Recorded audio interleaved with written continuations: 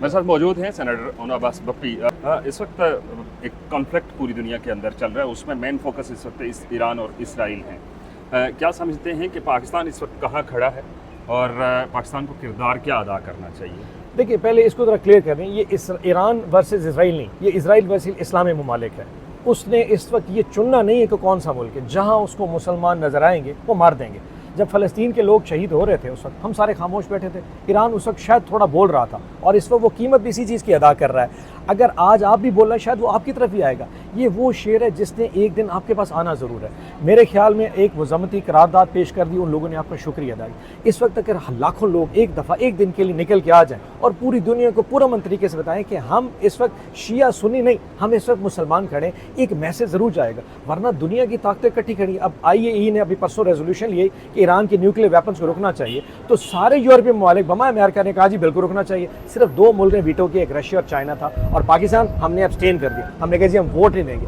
उस वक्त चाहिए था हम भी खड़े होते। ये उस मुल्क का राइट है। जब इसराइल के पास न्यूक्लियर वेपन्स हैं तो ईरान क्यों नहीं ले सकता? क्या आपने डिफेंड नहीं कर सकता? आज वहाँ पे हज़ारों मुसलमान शहीद हो रहे हैं, हम चुप करके बैठे हैं। ये खामोशी, इसकी एक कीमत है सर, अदा करनी पड़ेगी। यहाँ पे इंसानी हकूक़ की खिलाफ वर्जी अगर यूरोप के अंदर होती है, अमेरिका के अंदर होती है, तो वो तो नज़र आती है।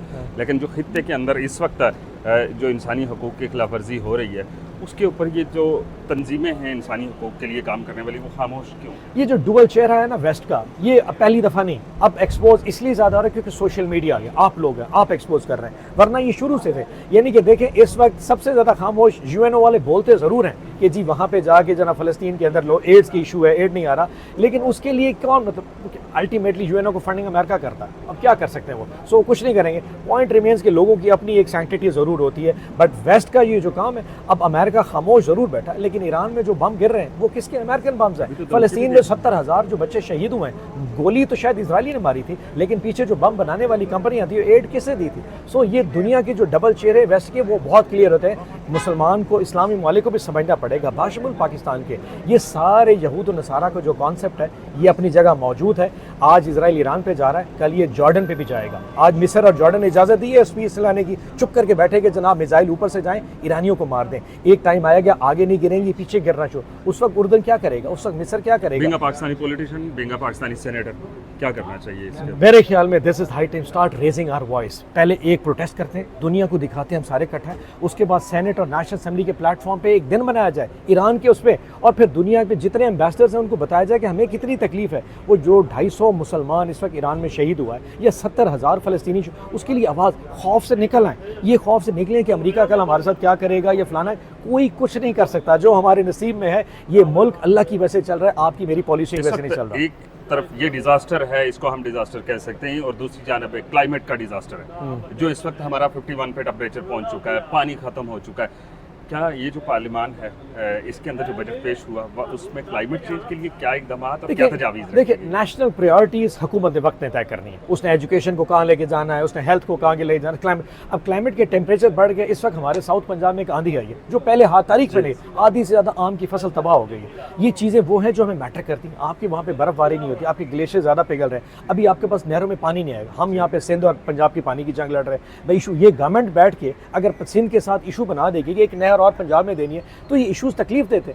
और मजे की बात है, क्लाइमेट का मैंने सुना कि बजट भी कम कर दिया। $500 मिलियन UNO आपको रेजिलियंस के लिए दिया है, क्लाइमेट के लिए। अभी तक कोई हमसे हिसाब हमने पूछेंगे भाई साहब वो पैसे कहाँ लगाए? ये टाइम है, हमने अपने टाइम पे अगर जंगलात लगाए तो हमारा मजाक उड़ाया जाए। बिलियन ट्री अभी फिर आ रहा है। ये बिलियन ट्री वक्त की जरूरत है। बिलियन ट्री जो प्रोजेक्ट है, वो अभी फिर ये गवर्नमेंट नाम तब्दील करके ले। सो गवर्नमेंट को अपनी प्रायोरिटीज तय करनी है। हम एग्रीकल्चर कंट्री है, हम इंडस्ट्रियल, हम साइकिल नहीं बना सकते, हम गंदम उगा सकते हैं, हम चावल उगा सकते हैं, हम मकई गन्ना उगा। आपको उसके लिए पानी चाहिए, पानी के लिए बारिशें चाहिए, बारिशों के लिए दरख्त चाहिए, उसके लिए ग्लेशियर्स और बर्फबारी चाहिए। ये वो टाइम है, आप अपनी फ्यूचर जनरेशन। लेकिन क्योंकि ये जो लोग हैं, इनको बिठाया जाता है पपेट्स को आगे, तो ये सोचते हैं आज हुकूमत कैसे बचानी है, कल हुकूमत कैसे। आज तालीम पे सोचें, सेहत पे सोचें, नॉलेज इकोनॉमीज पे सोचें, इन्वेस्टमेंट करें ह्यूमन कैपिटल पे, अपने क्लाइमेट में इन्वेस्टमेंट करें। कल को ये जो हमारे वाली नस्लें, उन्होंने भी तो ये ज़मीनें उगानी, लेकिन क्योंकि आज से 2-4 साल बाद कोई सोचता नहीं। आई एम श्योर कि एज ए पॉलिटिशियन कह रहा हूँ, मुझे इतनी तकलीफ है, मैं आई हैव नो वर्ड्स। मैं क्योंकि आपकी बात से एक बात याद आई कि एक दौर में किसानों ने एहतजाज भी किया था। जब PTI ने बजट पेश किया तो किसानों ने एहतजाज किया था। आज पाकिस्तान के अंदर किसान एहतजाज क्यों नहीं कर रहा? जो डी चौक में हमारे साथ हुआ था, उसके बाद क्या पाकिस्तान में कोई एहतजाज कर सकता है? अपने आप से पूछो, पाकिस्तान में एहतजाज की सख्त क्या छोड़ दी गई है? यहाँ पे सड़क पे निकल के दिखाओ, छोड़ो किसी और के खिलाफ एहतजाज नहीं। आप शहबाज मरीम नवाज के खिलाफ लाहौर में प्रेस क्लब के खिलाफ आप एहतजाज करके बताओ, शाम को आपको भी पता चले आप जर्नलिस्ट हैं। पाकिस्तान में बेसिक ह्यूमन राइट्स कोई नहीं है। आप अपनी आवाज़ इस हुकूमत वक्त या इनके किसी करिंदे खिलाफ आवाज़ ये आपकी गर्दन दबा देंगे। किसान बेचारे की औकात ही क्या? यकीन करें, जो गंदम उस वक्त 5000 बिकती थी, जब वो 2000 में बेच रहा था, हम समझते बहुत सारे किसान निकलेंगे, बड़ी बगावत आई। एक किसान नहीं निकला। क्यों? उनको पता था अभी वे उठा के ले जाएंगे, शुक्र अपने घर तो बैठे हुए, कौन एक महीना थाने गुजारे। यहाँ तो कोई किसी को नहीं पूछता। तीसरा बड़ा डिजास्टर नहीं होने जा रहा? पाकिस्तान में इससे बड़े डिजास्टर हो चुके हैं, लेकिन एग्रीकल्चर वो डिजास्टर है जो ये कौम बर्दाश्त नहीं कर सकेगी। 4.5% पे हमारी ग्रोथ है एग्रीकल्चर की, 2022 की बात कर रहा हूँ। आज 2025 में 0.6% है। इनको अंदाज़ा ही कोई नहीं, इन्होंने कितना बड़ा जुल्म कर दिया। हमारे उस वक्त 3 करोड़ टन मैट्रिक टन गंदम पैदा की थी, आज 2 करोड़ 72 लाख मैट्रिक टन के साथ सीने चौड़े करके बैठे हैं। जिम्मेदार ख़त्म हो गए, महंगाई खत्म हो, महंगाई नहीं खत्म हुई, जिम्मेदार ख़त्म हो गया। आपने गंदम की प्राइस नीचे कर दी, आटा सस्ता, आपने कहा जी महंगाई। इस महंगाई में कुव्वत खरीद किस चीज़ की बची है? सो नेशनल प्रायोरिटीज़ इस गवर्नमेंट की क्या है? मुझे नहीं अंदाज़ा, इन्होंने बजट पढ़ा भी होगा इस मामले के ऊपर। वक्त देने का बहुत शुक्रिया। Thank you so much.